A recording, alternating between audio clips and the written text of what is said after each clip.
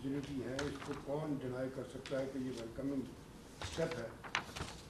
लेकिन यह है कि जो बाहर के टूरिस्ट पाकिस्तान आएंगे और यहाँ पर आकर कुछ लोगों को देखेंगे जो पाकिस्तान में स्टेबिलिटी को चैलेंज कर रहे हैं, जो डिसरप्ट कर रहे हैं लॉ एंड ऑर्डर को, जो डिसरप्ट कर रहे हैं ऑर्डर को, जो सोसाइटी की बहुत बड़ी ज़रूरत है। और जो टूरिस्ट हैं डेफिनेटली वो चाहेंगे कि यहाँ पर पीस हो, सुकून हो। तो ऐसे लोग जो हैं वो अपने मंतकी अंजाम तक क्यों नहीं पहुँच रहे, कब तक, ये बात की गारंटी चाहिए कि कब तक वो अपने मंतकी अंजाम को पहुँचेंगे और उसके बाद एक सुकून का माहौल, वो पाकिस्तान जो विजुअलाइज किया जा रहा है वो हमें देखने के लिए मिलेगा। मैं चाहता था कि आज मुकम्मल तौर पे प्रेस कॉन्फ्रेंस जो है मुस्बत रहे, मगर वो कई दफ़ा एक आधा मनफी पहलू जो है उसको भी एड्रेस करना ज़रूरी होता है। देखिए बात ये है कि खान नहीं तो पाकिस्तान नहीं, ये ज़बान से लफ्ज़ अदा कैसे हो जाते हैं मेरी समझ से बाहर है। ठीक है, खान नहीं तो पाकिस्तान नहीं, तो फिर जिन खातून ने ये कहा था उनको वीज़े के बगैर श्रीनगर भेज देते हैं ना, जाएं जाके 4 दिन गुजार के आएँ और वहाँ पे कहें कि मैं आई हूँ क्योंकि वहाँ खान नहीं था तो पाकिस्तान नहीं था, मैं इधर आ गई हूँ। 4 दिन निकाल के दिखा दें, वहाँ पे लग समझ जाएगी। तो ये इन लोगों का काम इंतशार फैलाना है। इवन अरशद अजीम वाले मामले को उन्होंने कंट्रोवर्शियल किया, एक ऐसा मामला जो कंट्रोवर्शियल हो नहीं सकता। मैं देख रहा हूँ वीलॉगर साहब लगे हुए हैं, अरशद ने इस फॉर्म 47 वाले वज़ीर आज़म का शुक्रिया क्यों अदा किया? भाई तुम मामे लगते हो, तुम हो कौन? मतलब डिग्री तुम्हारे पास नहीं है, ट्रेनिंग तुम्हारी कोई नहीं हुई, सेमिनार्स वर्कशॉप तुमने अटेंड क्यों नहीं किया? बस ये उठा लिया और कहा जी फॉर्म 47 के वज़ीर आज़म का अरशद ने शुक्रिया क्यों किया? ओ भाई वो गोल्ड मेडल जीत के आया पेरिस में, आप अभी घर से नहीं निकले, मोहल्ले में अब आपको 4 लोग जानते हैं, ठीक है, अच्छी बात है, सलाम दुआ बढ़ाएं, बाहर निकले, लोगों से मिले। सवाल अरशद नदीम पे हो रहा है जी कि उसने क्यों नाम ले लिया। भाई आपके व्यूज़ ठीक है 100 से 200 हो जाएंगे, पप्पू टीपू पिंकू सब आपको लाइक कर देंगे उसके ऊपर, मगर कोई मेहरबानी करें मुल्क के हाल पे रहम करें। ये लाइक से और व्यूअरशिप बढ़ाने के लिए जो एक रेस लग गई है कि थंबनेल सबसे बड़ा और कंट्रोवर्शियल किसने लगाना है, आपकी कोशिश होगी कि आपका थंबनेल ऐसा लगे कि उस पे इतने क्लिक्स अंदर होता कुछ नहीं है। मैं भी कई थंबनेल खोलता हूं कि ये तो बहुत बड़ी खबर है भाई, इसके अंदर पता नहीं क्या निकलेगा, होता कुछ भी नहीं है। तो ये जो थंबनेल्स की रेस है ना कि मेरा थंबनेल सनसनी खेज होना चाहिए, साले जाफिर साहब का थंबनेल जो है वो सनाउल्लाह साहब से बड़ा होना चाहिए, तो इस कोशिश में मुल्क का बहुत नुकसान हो जाता है। सवाल ये है, ये लोग जो यूट्यूब पर या ये लोग जो ये टेलीफोन को, मोबाइल को लेकर शुरू हो जाते हैं और पाकिस्तान की यही तय करते हैं, क्या इनका कोई माँ बाप नहीं है? क्या इनका कोई बहन भाई? देखें आप लोगों की ट्रेनिंग, मैं आपके ज़माने की बात करता हूँ, अखबारात थे ना, एडिटोरियल कंट्रोल था, आप लोगों की ट्रेनिंग निज़ामी साहब ने की, मीर खलील रहमान ने की, उनके नीचे पूरी एक टीम थी, ये पूरे इंस्टीट्यूशन थे। और बिल्कुल इदारों के अंदर भी पॉलिटिक्स होती है, इदारे की पॉलिसी होती है, मगर कभी पाकिस्तान पे हर्फ नहीं आने देते थे क्योंकि पाकिस्तान ने उनको बनाया था जो वो थे। अब प्रॉब्लम ये है कि ट्रेनिंग देने वाला कोई नहीं है, ट्रेनिंग हम लेते हैं इन ऐसे लोगों से जिनकी अपनी ट्रेनिंग होने वाली है।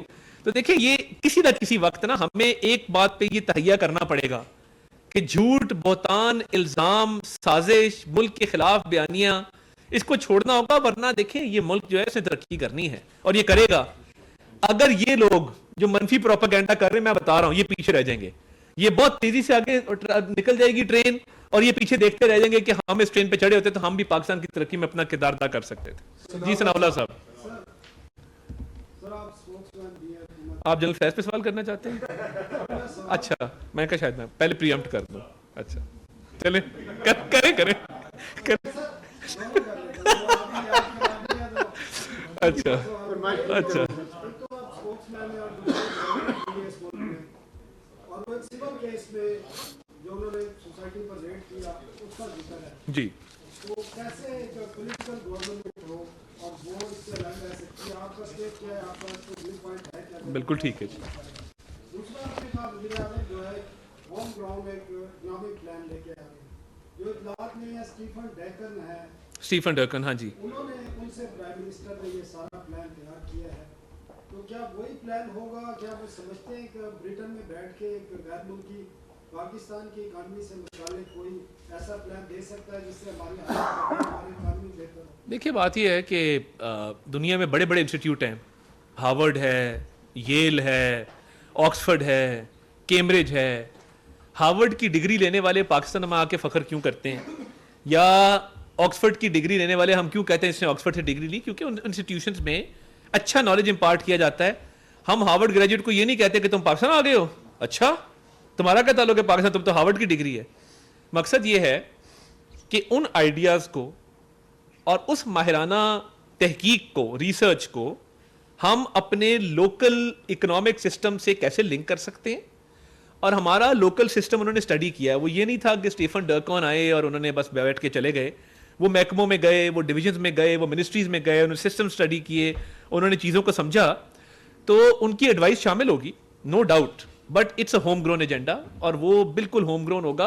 दूसरी बात यह है कि कल ISPR की बड़ी वाज़ेह प्रेस कॉन्फ्रेंस थी, उसमें उन्होंने प्रेस रिलीज थी, मैं माजरत चाहता हूँ, उसमें उन्होंने टॉप सिटी का जिक्र किया। देखिए, पाक फौज का इदारा दुनिया में बेहतरीन अफवाज में उसका शुमार क्यों होता है? इसलिए होता है कि उधर किसी ओहदे पे पहुंचने के लिए एक मेरिट का सिस्टम है, उसको वायलेट कोई नहीं कर सकता और एक मेरिट के सिस्टम के तहत ही वो चलता है। और अगर कोई टॉप ओहदे तक भी पहुंचता है, उनका इंटरनल अकाउंटेबिलिटी का, इन्वेस्टिगेशन का जो प्रोसेस है वो अनब्लेमिश्ड है, उस पर किसी किस्म का सवाल नहीं उठाया जा सकता। और कई महीनों पर मुहित लगता है ये इन्वेस्टिगेशन थी, और जो एंड पे उन्होंने कहा कि रिटायरमेंट के बाद भी वायलेशन की गई है कानून की, इसका मतलब ये है कि रिटायरमेंट के बाद लगता ये है, ये मेरी इतला नहीं है, ये क्यास है कि शायद कोई पॉलिटिक्स में इन्वॉल्वमेंट नजर आती है पोस्ट रिटायरमेंट भी, जिस बुनियाद पे ये फैसला किया गया है। तो मैं समझता हूँ कि एक दुरुस्त सिमत में एक कदम था। और इंटरनल अकाउंटेबिलिटी जो पाक फौज की है उसके तहत ये लिया गया एक डिसीजन है, और उनके पास बहुत क्रेडिबल एविडेंस इसका मौजूद है जिसकी बुनियाद पे उन्होंने ये फैसला किया। Thank you sir. Thank you जी। ये उस्मान साहब आखिरी सवाल जी। सवाल ये है कि 32 साल पहले कौम का एक हीरो जो है वो कप लेके पाकिस्तान आया। उस time prime minister Nawaz Sharif साहब थे, बहुत बड़ा वेलकम किया गया, दिलो जान जो है उसके ऊपर लुटा दी गई, हॉस्पिटल बनाने के लिए भी चंदा भी दिया गया, जमीन भी दी गई। आज उन्हीं के छोटे भाई वजीर आजम है और एक और जो हीरो है कौम का वो पाकिस्तान आ रहा है। दोनों का फर्क कितना है मुस्तकबाल में, उनकी जीत में, उनके किरदार में, और आइंदा आने वाले दिनों में आप देख सकते हैं किसी वक्त ये भी सियासत में आ सकते हैं? अरशद नदीम ने आते ही एयरपोर्ट पे इससे सवाल किया, PTV के हमारे रिपोर्टर थे, उन्होंने पूछा तो उन्होंने कहा जी ना सियासत में आने का इरादा है, ना मैं सियासत करना चाहता हूँ। फ़र्क ये है कि जिस तरीके से अरशद नदीम एक डाउन टू अर्थ स्पोर्ट्समैन है, सेल्फ मेड हैं, और उन्होंने बड़ी मेहनत की है इस चीज़ के लिए। तो उन्होंने देखें अभी भी उन्होंने मैं नहीं किया, वरना कई लोगों को आदत होती है, हम सियासतदान है ना, हम मैं करते हैं। उसने मैं नहीं किया, उसने कहा मेरा कोच, मेरे वालिदैन, मेरा वजीर आजम, मेरा स्पोर्ट्स बोर्ड, मेरा पंजाब स्पोर्ट्स बोर्ड। उसने इतनी बड़ा रुतबा हासिल करने के बाद भी तमाम लोगों का जिक्र किया, वरना आपको मैं वाली तकरीर तो याद होगी। Thank you sir.